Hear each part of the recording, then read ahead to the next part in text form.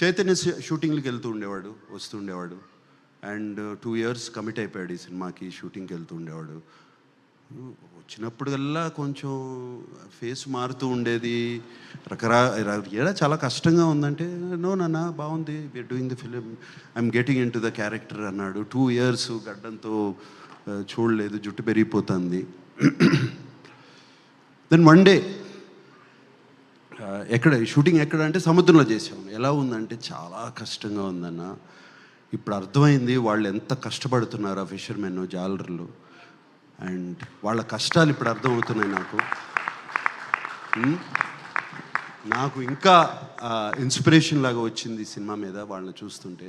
అసలు ఎలా ఉండగలుగుతారు, నెలలు సముద్రంలోకి వెళ్ళిపోయి ఆ చిన్న బోట్స్లో ఎలా ఉంటారు, ఏం చేస్తారు, అసలు ఆలోచిస్తుంటేనే అర్థం కావట్లేదు. సో వాళ్ళందరికీ చేతులెత్తి దండం పెడుతున్నాను.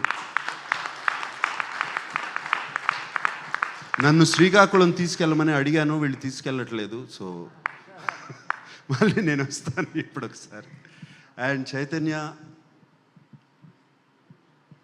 We are so happy. చైతన్య మొహం మీద నవ్వు, ఆ హ్యాపీనెస్ చూస్తుంటే ఇంట్లో. అరవింద్ గారు థ్యాంక్ యూ చెప్పాలి. చైతన్య గురించి నేను ఎక్కువ పొగడకూడదు. అండ్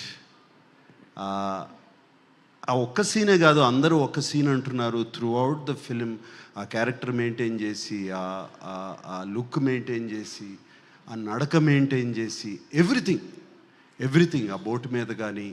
అండ్ సాయి పల్లవి కోసం ఫోన్ చేసినప్పుడు ఆ ఆతృత, అది ఫోన్ ఎత్తదు, సిగ్నల్ వెళ్ళిపోతుంది,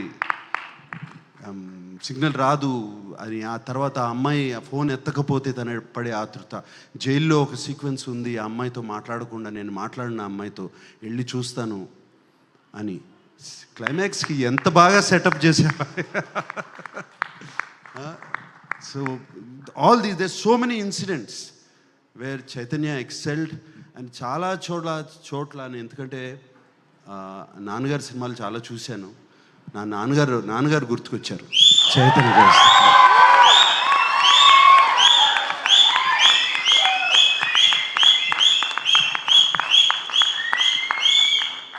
so thank you. And Akkineni అభిమానులందరికీ, ఇక్కడ ఉన్నవాళ్ళు, లేని వాళ్ళు, టీవీలో చూస్తున్నవారు, ఊళ్ళల్లో ఉన్న వాళ్ళందరూ, 2025లో ఇది ముహూర్తం.